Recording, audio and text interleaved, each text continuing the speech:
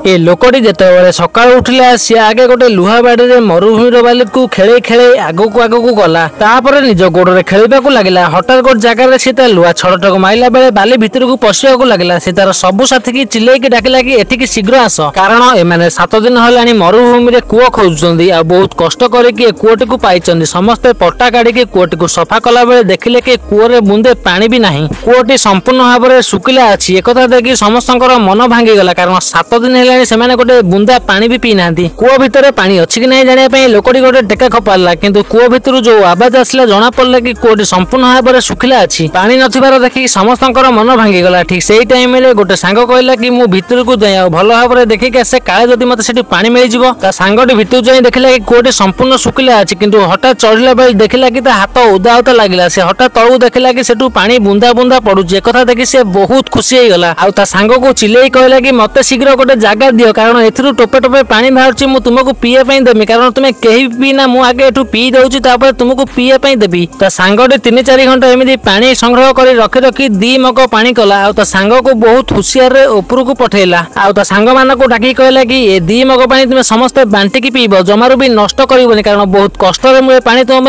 ऊपर को पठेची। 7 दिन हेलानी केही टोपे पानी पी नथिले, सेथि पई समस्त मन भरी पानी पी निज जीवन बंचैले। आ जो सांगटी ए कूओटी को खोजी पाइले ताको बहुत धन्यवाद देले।